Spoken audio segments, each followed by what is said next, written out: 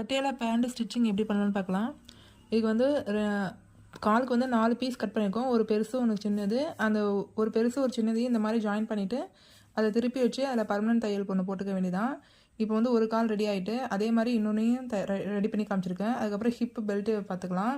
Already நம்ம cut பண்ணி வச்சுருக்க துணியில் ஒரு சைடு வந்து ஃபுல்லாக நம்ம ஜாயின் பண்ணி நாடாவுக்கு விட்டுருக்க 2 இன்ச்சை ஃபோல்ட் பண்ணி இந்த மாதிரி ஃபுல்லாக அடிச்சுக்க வேண்டியதான். இப்போ நாடா பார்ட் ரெடி ஆயிடுச்சு. இப்போ இதை வந்து க்ளோஸ் பண்ணி ஹிப் பெல்ட்டு வந்து நம்ம ரெடி பண்ணிக்கிறோம். இப்போ வந்து ஹிப் பெல்ட் வந்து ஃபுல்லாக எல்லாமே பர்மனன்ட் ஸ்டிச் ஃபஸ்ட்டே போட்டோம் நம்ம, ஏன்னா அதுக்கப்புறம் நம்ம போட முடியாது. இதுக்கப்புறம் பேண்ட் அட்டாச்மெண்ட் பார்க்கலாம்.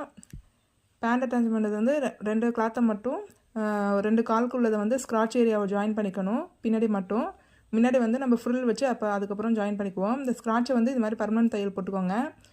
அதுக்கப்புறம் நம்ம ஃபுல் இதையும் வந்து ஓவராலாக ஹிப் பெல்ட்டோட அதை வந்து அட்டாச் பண்ண போகிறோம். பின்னாடி வந்து 2 இன்ச்சஸ் வந்து 2 ஃபோல்டு வைக்கணும். அப்போ தான் வந்து பேண்ட் வந்து பின்னாடி போய் சுருங்காமல் இருக்கும். இந்த மாதிரி ஃபுல்லாக தைச்சிட்டு ஃப்ரண்ட்டில் வந்து 8 இன்ச்சில் வந்து ஸ்டாப் பண்ணிடணும். அது மாதிரி 2 சைடும் வந்து தைச்சிக்க வேண்டியதான். பேக் சைட்லேருந்து ஃப்ரண்ட் சைடு வந்து 8 இன்ச்சில் ஸ்டாப் பண்ணிட்டிங்கன்னா அந்த 8 இன்ச்சுக்கு மட்டும் நம்ம ஃப்ரில் வச்சோம்னா பட்டியாலா பேண்ட் வந்து தயாராகிடும். ஃபஸ்ட்டு வந்து 2 இன்ச்சு கேப் விட்டுட்டு அதுக்கப்புறம் அந்த 8 இன்ச்சில் வந்து ஃப்ரில் வைக்கணும். எதுனா ரைட் சைடு நம்மளை பார்த்த சைடில் வந்து நம்ம ஃப்ரில் வச்சோம்னா பட்டியாலா பேண்ட் வந்து இப்போ தயாராகிடும். ஒவ்வொரு ஃப்ரில்லாக இந்த மாதிரி வச்சுட்டு ரெண்டுமே வந்து ஆப்போசிட் பார்த்த மாதிரி இருக்கணும். அந்த மாதிரி வச்சிங்கன்னா பட்டியாலா பேண்ட் வந்து ரெடி ஆயிரும். இந்த மாதிரி உங்களுக்கு ஃபஸ்ட்டு வைக்க தெரியலனா ஃப்ரில் முதல்ல தைச்சிட்டு அதுக்கப்புறம் ஹிப் பெல்ட்டோட அதை ஜாயின் பண்ணிக்கோங்க. அது கொஞ்சம் ஈஸியாக தெரியும் நமக்கு.